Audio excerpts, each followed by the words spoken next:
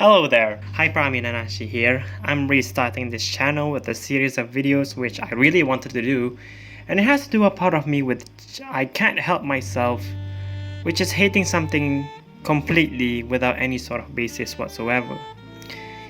In other words, unjustified hate.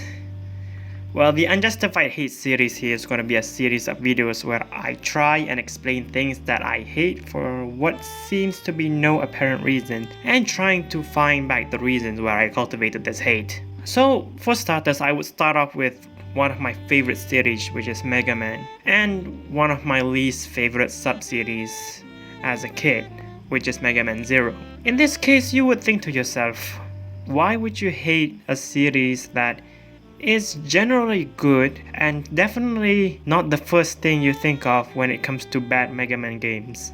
In retrospect, the game is basically a better X series. You have the speed and actions of the X series. You even get to play as Zero mainly, which is arguably one of the most popular Mega Man characters. But still, my 10-year-old self had arguably bad reasons for disliking the Zero series.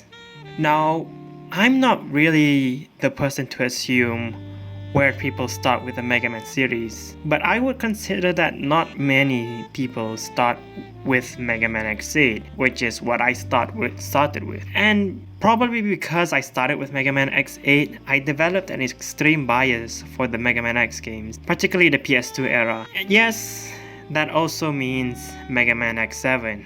So when I heard of the Zero series, I generally didn't feel anything about it, mainly because the first thing I heard about it was it's on the Game Boy Advance, and I didn't have that handheld at the time. But there was the internet, and so I went to the internet and decided to look up the Zero series. And frankly, it was a bad first impression. The first great detail about the Zero series that I knew is it took after X5, but was rewritten to accommodate Mega Man X6 plots because it was developed behind series creator Keiji Inafune's back. Normally I would turn a blind eye to this, but 10-year-old me decided to think to myself, if it weren't for this game being developed behind Inafune's back, I probably never got into the series, because aside from X8 and X7, there was only Command Mission, and I don't think that Command Mission probably wouldn't happen if it weren't for X7 and X8. And because of that, I really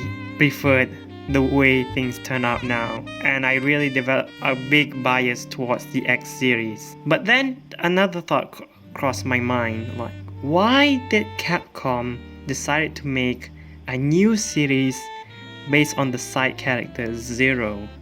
Okay, bear in mind, because I started with the later games in the series, I didn't know that Zero had a prominence over X, and I didn't really like Zero over X. It was mostly the same. I like both X and Zero equally, mainly due to how my playstyle was, and I preferred playing X over Zero.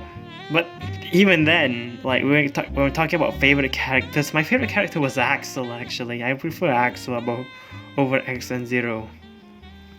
So I thought, why Zero? Then the statements regarding Inafune about Zero came, and oh boy, that was something. Which leads into what was supposed of Mega Man Zero, the supposed story, if you mean. Now, seasoned Mega Man players would know about the whole original story of Mega Man Zero, that Mega Man X himself was supposed to be the main antagonist and not his copy. But because I never got anything more than that, I just heard that X was gonna become a villain. I don't know how much of the original Mega Man Zero story was altered, but because I heard X was a villain, I was extremely against the idea. Though note that as of writing the script, I don't know if this is still true or not, or this is just another catalysm theory which people just accepted it, and it hasn't been debunked yet, but who am I to say? But back to topic. The fact that the Zero series was going on storyline which Zero himself became the protagonist and decided to defeat Mega Man X, which was arguably the protagonist of the last 5 games. I was extremely against it. And then I decided to take a closer look from X1 till X5. And then I noticed how much X got the shaft, and it's very noticeable in X4 and X5. And to make it matters even worse, even before the bad ending of X5, you couldn't tell like there were any signs of Mega Man X turning evil. Like, you don't see like any hints that would indicate that X would turn evil. There was a scenes of it, but it was mostly post Mega Man Zero that they tried to make X like somewhat villainous. And though considering how bad the RNG in Mega Man X5 is, I'm sure that it wouldn't be far-fetched to assume that Keiji Inafune definitely expected the bad ending to be the true canon ending. You know, especially since that a lot of things in the endgame of Mega Man Zero didn't make sense unless you played the bad ending. Well, I say a lot, but it's mostly regarding the X and Zero fight in Zero Stage 3. And it's quite obvious that the fight was designed with Awakened Zero in mind and not the normal X vs Zero fight. And because of all of the reasons said, it feels like Mega Man X character himself feels very degraded, and Keiji Inafune really wanted Zero to shine and ended up and X got the short stick of it, which really sucks because I actually really like X. But even still, I tried to not care about it. So, because, you know, I didn't play Mega Man Zero yet, so what can I say, right? That is until 2014 when I actually get to play the entire Zero lineup. And whoo boy, the Zero game. Mega Man Zero has to be one of the hardest franchises I played growing up, as for a long time I couldn't beat even the second boss in the game. You know, whatever his name was, I genuinely don't remember. I tried playing 02 to 4. At every single game, I would always hit a brick wall where I couldn't progress due to how hard the games were. These games were really hard. And moving on from the X series, where I usually use weakness orders, Dr. Light upgrades, using more the Buster over the Saber, it's just really hard.